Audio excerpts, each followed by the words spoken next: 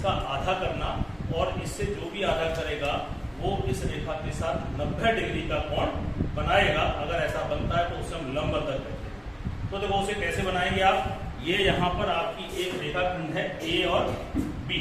क्या है यहाँ पर ए। अब यहाँ से इस चांदे को इसका अंदाज लगा लीजिए, आधे से ज्यादा खोल लीजिए। कितना? आधे से ज्यादा अंदाज लगा लो। आधे से ज्यादा खुलने के बाद इसको अब आपको बदलना नहीं है, यहाँ से एक चाप लगाइए इस तरह से, ठीक है, और एक यहीं से नीचे की तरफ लगाइए इस तरह, और फिर एक चाप आप यहाँ से लगाओगे जहां पे भी कट जाएगा, और एक चाप इसी तरीके से आप जो है नीचे की तरफ लगाएंगे, नीचे की तरफ लगाएंगे। थोड़ा सा ये टूट गया है, यहाँ पे चाप लगेगी आपकी, ठीक है, इस तरीके से एक चाप इधर और एक चाप, और इस तरह से दोनों चाप जहां पे भी काटेंगे उसे आप जोड़ दो। उसे क्या कर दो?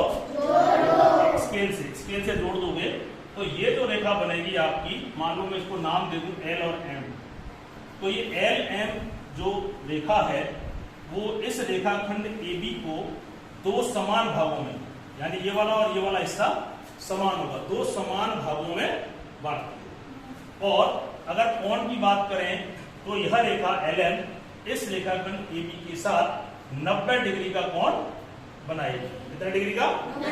ये दोनों बराबर भागों में बांटेगी।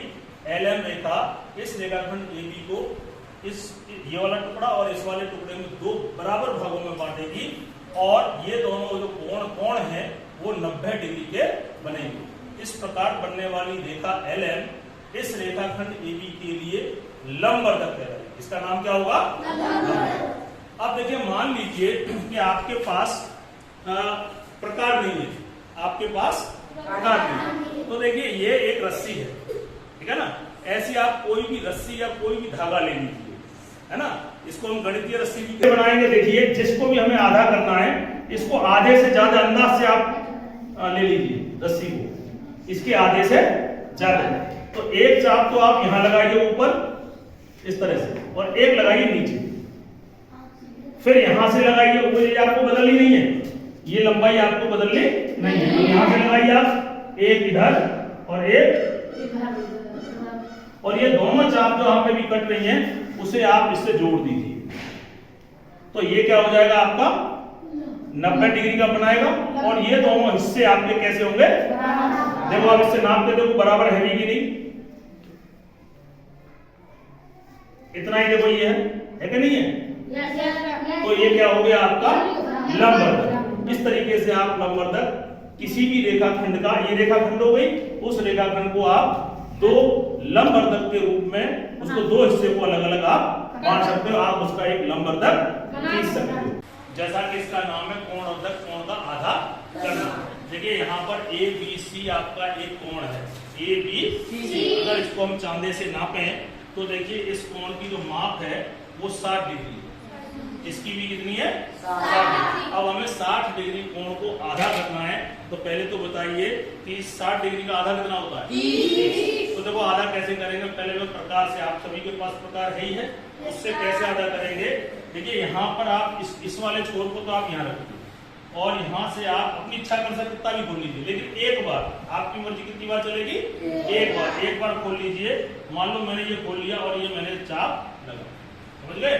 फिर आपके पास इस यहाँ से एक चाप इधर को लगाइए और एक चाप यहाँ से लगाइए, और ये जहां पे भी चाप कट जाए उस चाप को इस शीर्ष से इससे इसको मिला दीजिए। इस प्रकार ये वाला कोण और ये वाला कोण 30-30 डिग्री के हो जाएंगे।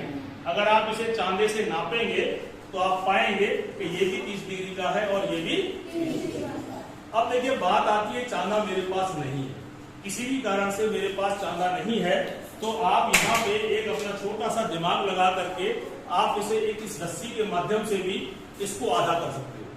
इसके माध्यम से चाहे आप रस्सी ले लीजिए, चाहे धागा ले लीजिए, कुछ भी ले लीजिए, आपकी इच्छा अनुसार कोई भी एक लंबाई ले लीजिए अपनी इच्छा के अनुसार, और इस लंबाई को लेकर के मैंने यहाँ पर एक चाप काट दिया, ठीक है।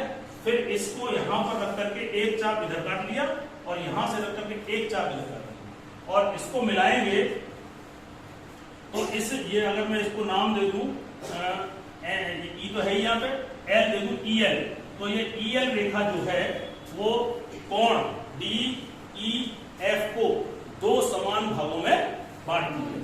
क्योंकि आप पहले जानते हो 60 डिग्री का था, तो अभी कितने का बनेगा?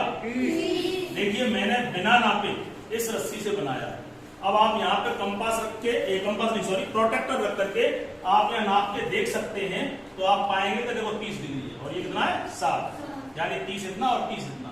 तो आप प्रोटेक्टर रख करके यहाँ नाप लेंगे तो आपको 100% 100% इसका जो भी पूरा कोण होगा उसका आधा मिलेगा। कितने लोगों को समझ में आया? चलिए तालियां बजाइए। बहुत बहुत धन्यवाद।